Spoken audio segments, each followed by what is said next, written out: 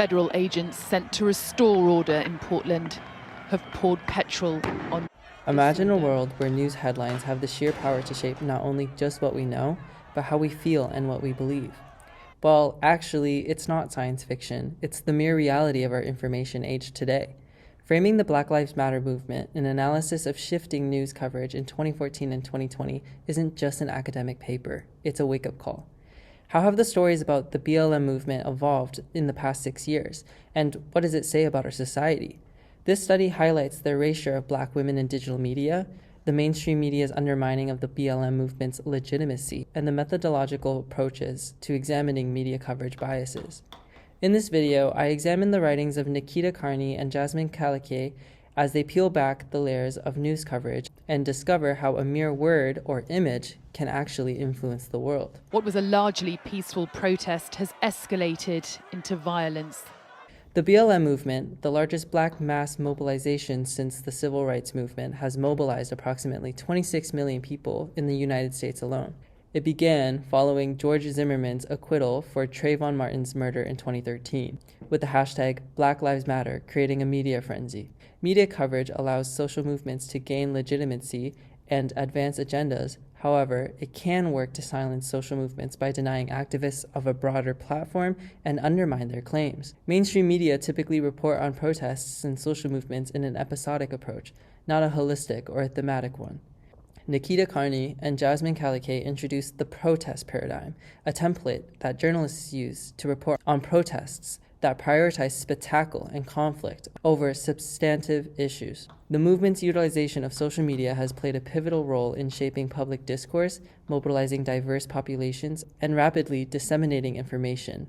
Protests have been a nightly ritual since the killing of George Floyd in Minneapolis over 8 weeks ago.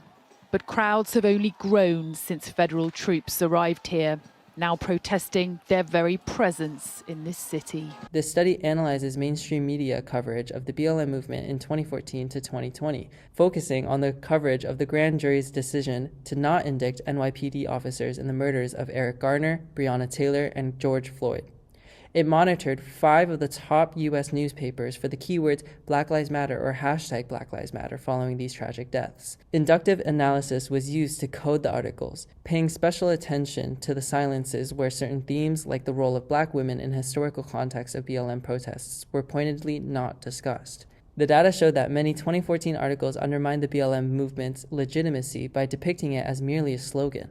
Most articles following George Floyd's murder in May 2020 focused on individual protests rather than framing BLM as a broader social movement. The articles often refer to these protests in a race-neutral manner, without naming the victims of police brutality directly. This week, Donald Trump pledged to send in federal troops to more Democrat-run cities. Today, I'm announcing a surge of federal law enforcement into American communities plagued by violent crime. Moreover, scholars have extensively analyzed the BLM movement, revealing contradictory findings in its portrayal in traditional news media. Some studies show sympathetic coverage, while others highlight negative framing. Here, there's a significant gender bias in media coverage, with Black women frequently omitted despite their pivotal role within the BLM movement.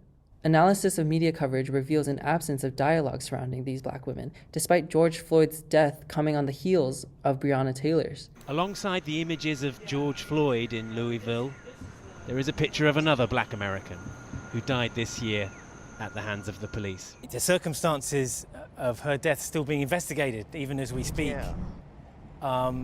Investigated. I don't think they care what happened to this Black woman, to this Black body, to this Black person, to this Black life. I don't think they cared about any of that at all. Activists and scholars such as Roxane Gay have spoken out against this erasure. To conclude, after the emergence of the BLM movement in 2014 after Michael Brown's police killing in Ferguson and gaining significant momentum, BLM activists use social media and celebrity support to maintain that momentum. The 2020 protests led to concrete changes in law enforcement policies and funding, but mainstream media continued to dismiss the movement and criminalize Black individuals, reflecting a reluctance to challenge established power structures.